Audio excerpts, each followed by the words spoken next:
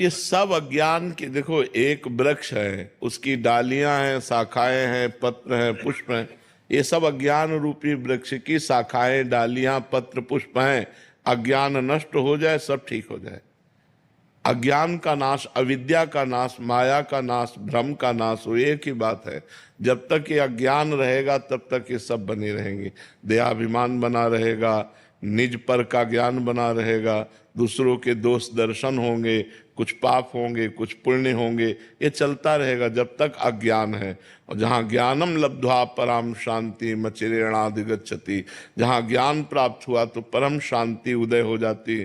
फिर कोई चिंता, शोक, भय, नाना प्रकार के पाप कर्म, ये सब नशे पर, केवल शब्द है परम आनंद, किंचन मात्र दुख नहीं, आनंद ही आनंद उसके हृदय में होगा जो श्री भगवान के चरणों में चित्त जोड़ेगा।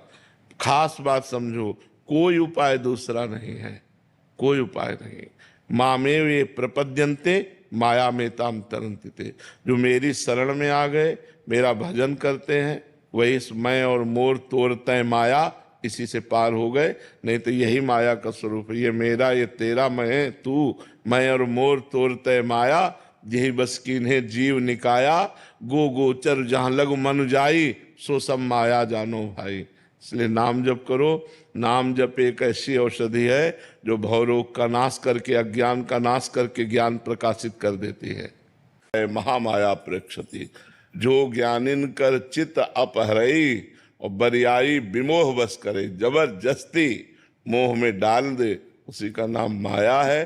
पर भगवान की माया से भी बढ़कर भगवान का नाम है। माया भगवान के अधीन है और भगवान नाम के अधीन है। जितना नाम जप करोगे उतना ही माया से मुक्त होते जाओगे। अगर नाम जप नहीं है तो माया पर विजय पाना कोई खेल नहीं है। माया समझे में नहीं आती है। कहाँ माया है, कहाँ है, हम हैं, तुम हैं, ये चराचर जगत है, सब भगवान का स्वरूप है। माया कहाँ है? माया माने भ्रम, माँ माने नहीं, या माने जो है नहीं, एक भ्रमात्मक, जो भ्रम में हमें फंसा दे, सत्य वस्तु को ढक कर असत को प्रकाशित कर दे, उसी का नाम माया है। और ये अचिंत्य है, चिंतन में नहीं आती, इतनी प्रबल है कि पकड़ में ही नहीं आती। शिव विरंचिका मोहई को है बपुरा आन, अस जिए जान भजी मायापति भगवान। बड़े बड़े ईश्वर कोटि के महापुरुषों को मोहित कर ले, उसका नाम माया। फिर हम लोग तो जीव हैं, बहुत साधारण है, हमसे गलती बन जाना, फिसल जाना स्वाभाविक है। ईश्वर कोटि के महापुरुषों से इस कोटि के महापुरुषों को भी गिरा दे, उसी का नाम माया है। और ये बहुत बलवती है, लेकिन माया से भी बलवान भगवान का नाम है। तभी संत महात्मा भक्तजन भगवान के नाम बल से इस माया पर विजय प्राप्त करते हैं।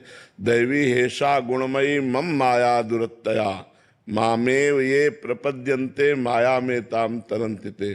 भगवान कह रहे हैं ये माया कैसी? बोले दिव्य है, दैवी, ये दिव्य माया है, समझ में नहीं आती भगवान की।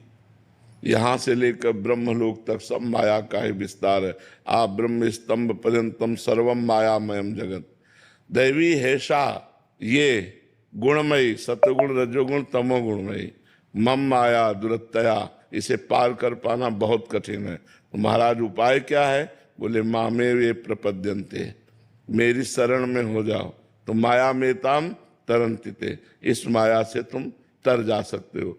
एकमात्र उपाय है भगवान की शरण होकर नाम जप करो तो तुम माया से मुक्त हो सकते हो।